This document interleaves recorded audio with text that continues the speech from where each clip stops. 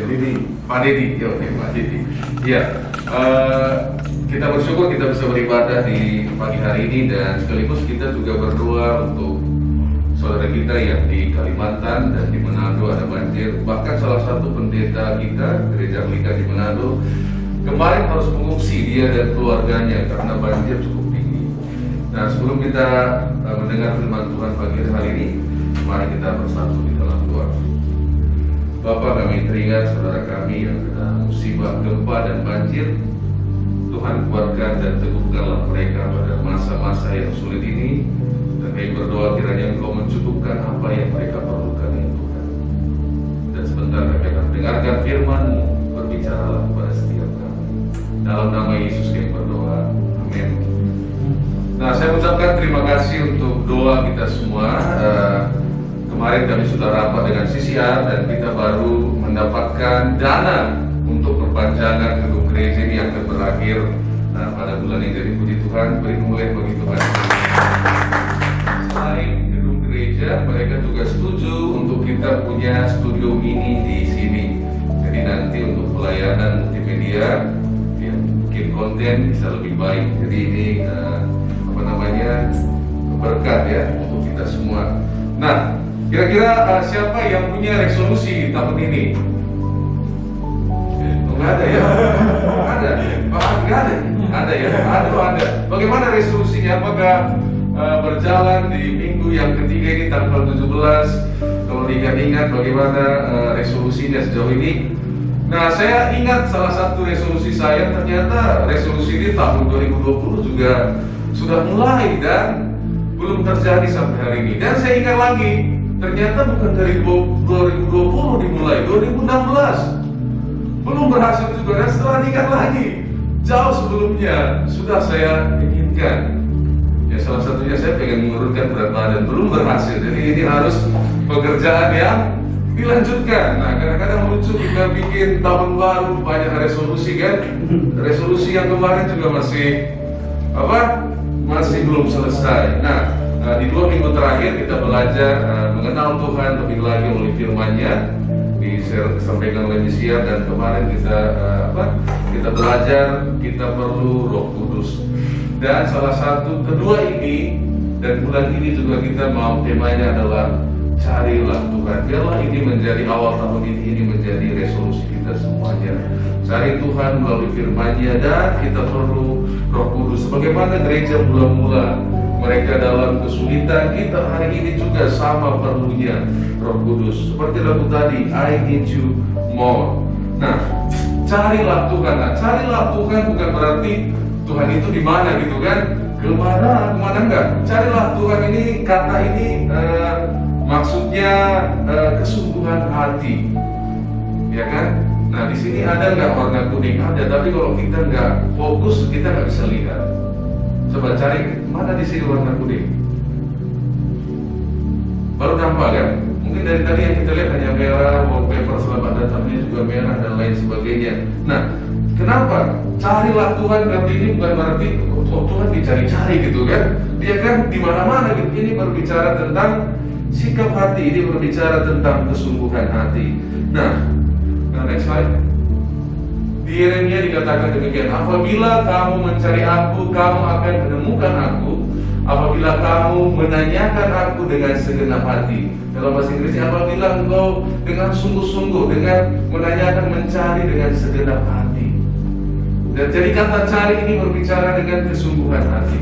Berikutnya, nah, kita akan belajar dari Yesaya 55 yang tadi dibacakan ya. Nah, mari kita baca bersama. Carilah Tuhan selama ia berkenan ditemui, berserulah kepadanya selama ia dekat.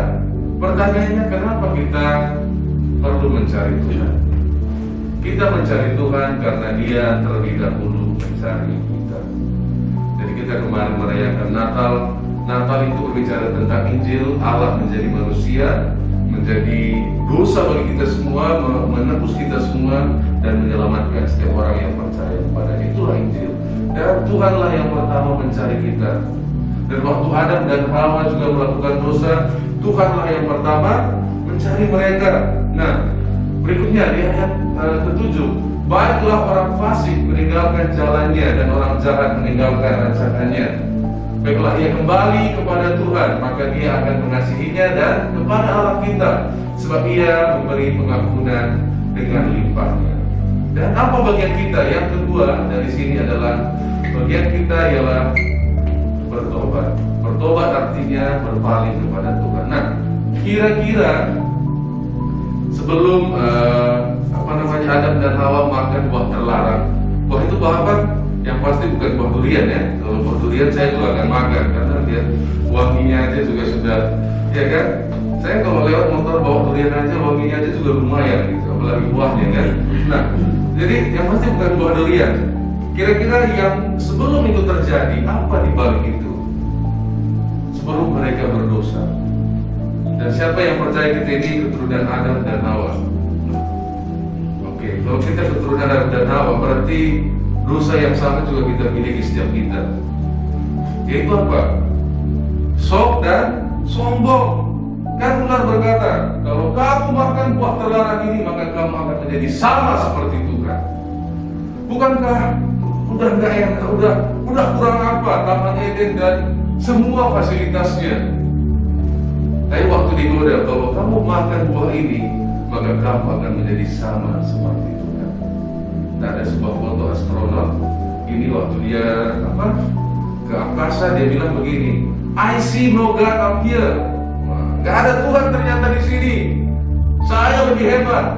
Nah, ada orang yang komen seperti ini. Take off your helmet, then you will see. Coba buka helmmu, kau akan lihat, ketemu langsung, ya kan? Kalau nggak pakai oksigen nggak bisa. Cuman begitulah kita. Wah, sampai di angkasa, I see no God, gitu kan? Untung nggak di tes gitu sih apa? Ada apa itu yang batu kemarin jatuh di meteor itu kan, kalau kena aja sedikit helmnya kan bahaya kan. Nah, tapi begitulah kita. Kita pikir bahwa aku udah tahu ini, aku jalanku, pokoknya harus dengan caraku. Makanya ada lagu terkenal, I did it my way, ya kan, Frank Sinatra itu kan. Saya pengen seperti jalan saya semuanya. Saya pengen 2021 ini seperti jalan saya semuanya. Tuhan nggak mengerti. Kata siapa Tuhan nggak mengerti? Tuhan mengerti. Tuhan mengerti bagaimana membuat Yusuf menjadi Perdana Menteri. Sekalipun keadaannya bagi Yusuf nggak masuk akal kan, dijual lah dan lain sebagainya. Tuhan mengerti bagaimana membuat Daud seorang remaja menjadi raja. Sekalipun tak diperhitungkan, yang diurusnya hanya kambing domba, kok nggak ada keren-kerennya. Apa keren-kerennya? 2-3 ekor kambing domba. Tapi Tuhan mengerti. Nah, dia bilang begitu, I see no God up here. Ya, bukan helmmu, tongan gitu kan. Langsung ketemu, ya kan. Nah, kita juga punya masalah yang sama. Bagaimana nanti saya melalui 2021? Wah, ada plan dan lain sebagainya. Tapi kita lupa menyerahkan tahun ini kepada Tuhan, mencari Tuhan terlebih dahulu. Dan tahun ini mari kita buat ini menjadi salah satu resolusi kita, mencari Tuhan terlebih dahulu, lebih lagi. Nah, ayat berikutnya, ayat 8 dikatakan, sebab rancanganku bukanlah rancanganmu dan jalanku bukanlah jalanku. Demikianlah firman Tuhan. Ayat 9, seperti tingginya langit dari bumi, demikianlah tingginya jalanku dari jalanmu dan rancanganku dari rancanganmu. Ngomong-ngomong kemarin di statement pertama Reverend Victor, dia bilang begini, kan kalian sudah menjadi paroki Medan, berarti sudah selesai dong tujuan kita bekerja sama. Kan kemarin kita kerja sama sampai kalian jadi paroki, kan sudah selesai. Jadi ya kami sudah perlu bantu gereja lain gitu kan. Nah, yang saya mau bilang bahwa kita dulu bilang kan, apa tuh menjadi paroki 2025, ini 2021 kalau disetujui oleh Sinode bulan 5 kita akan menjadi paroki of Medan. Ternyata nggak perlu 2025. Dan biasanya di Sinode itu semuanya bilang yes. Apalagi voting online, ya kan? Hanya tekan aja, semuanya bilang yes. Jarang yang bilang no. Kenapa? Takut sama pisau kan? Kita akan berusaha semuanya yes. Nah, jadi jalan Tuhan kita nggak pernah tahu. Saya juga nggak pernah tahu. Ini merancang seperti demikian. Jalan Tuhan itu kita nggak pernah tahu. Nah, pertanyaannya, adakah kita percaya akan jalannya? Kemudian apa yang harus menjadi bagian kita? Berdamai dengan Tuhan, datang dengan Tuhan. Tuhan memberikan pengampunan kepada setiap kita, dan janjinya di ayat 10 dan 11. Sebab seperti hujan dan salju turun dari langit dan tidak kembali ke situ, melainkan mengairi bumi, membuatnya subur dan menumbuhkan tumbuh-tumbuhan, memberikan benih kepada penabur dan roti kepada orang yang mau makan. Demikianlah firman-Ku yang keluar dari mulut-Ku. Ia tidak akan kembali kepadaku dengan sia-sia, tetapi ia akan melaksanakan apa yang Kukehendaki dan akan berhasil dalam apa yang Kusuruhkan kepadanya. Sengaja batu karang. Kenapa? Kita berdiri di atas batu karang yang teguh. Mungkin kita jantungan melihat kabar itu, kita gemetar. Dari batu karang kita yang teguh tidak akan pernah gemetar. Dan janjinya ialah ya dan amin. Dikatakan aku akan memerintahkan firman-Ku dan akan berhasil dengan apa yang akan Kuperintahkan ia laksanakan. Dan hari ini, minggu lalu kita belajar, kita penting Roh Kudus. Roh Kudus memimpin kita kepada segala kebenaran. Segala kebenaran itu apa? Firman-Nya Tuhan. Dan mungkin tahun ini kita, gimana nanti 2021? Mari berdiri di atas batu karang yang teguh. Nah, bagian kita apa yang perlu kita lakukan? Apa respon kita? Yang pertama, mari disiplin membaca firman Tuhan. Kita punya leksionari. Nah, kira-kira sepanjang 17 hari ada yang sudah disiplin baca firman Tuhan lewat leksionari? Kalau ada yang angkat tangan, sampai bulan depan saya tanya, saya traktir makan mie Aceh. Ya, oke. 2 minggu lagi ya. Dari minggu ini sampai minggu depan, minggu kelima kita makan di mie Aceh. Oke. Nah, yang kedua, apa yang kita lakukan? Mencari Tuhan bersama. Nah, puji Tuhan, setelah kita tahun lalu ibadah bersama dengan protokol kesehatan yang kita buat, kita aman. Dan di CCR hari ini mereka bisa khotbah tanpa pakai masker, ya, dengan 100 orang jemaat. Jadi mereka memang di Singapura lebih lebih terukur kan. Nah, mari tuh. Jadi kemarin kita renungkan, makanya kita ubah sedikit ibadah jam 9 dan jam 11. Kenapa? Sebelumnya memang kita pengen setelah selesai ibadah jemaat langsung bubar. Tapi akhirnya ini membuat ibadah kita tidak beda dengan 21. Habis show kita pulang, gitu kan? Tapi ini gereja, bukan hiburan. Nah, jadi ini bukan hiburan. Jadi kalau hari kita ambil waktu untuk bersama setelah ibadah, mulai minggu depan ya Mesiar ya. Mulai minggu depan ada fellowship jam 9, ada fellowship koordinatornya Mesiar. Mari duduk bersama dan sharing bersama. Dan jika ada yang perlu didoakan, di sanalah kesempatannya.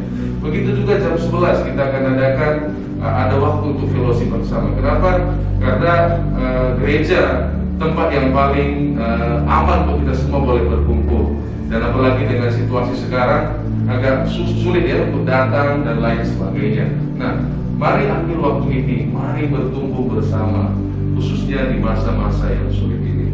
Jadi ingat bahwa kemarin kita salah dan itu membuat kesannya gereja hanya seperti hiburan ya. Enggak, gereja bukan show. Habis acara kita lari, tiba-tiba kan gitu kan, sembunyi-sembunyi, belum selesai kita lari langsung pulang. Nah, ini bukan show. Jadi mari kita bertumbuh bersama. Nah, resolusi tahun ini yang paling penting yang kita buat, mari kita mencari Tuhan. Dan untuk merenungkan firman ini, saya undang Tabun dan pemain musik untuk memimpin kita dalam satu lagu.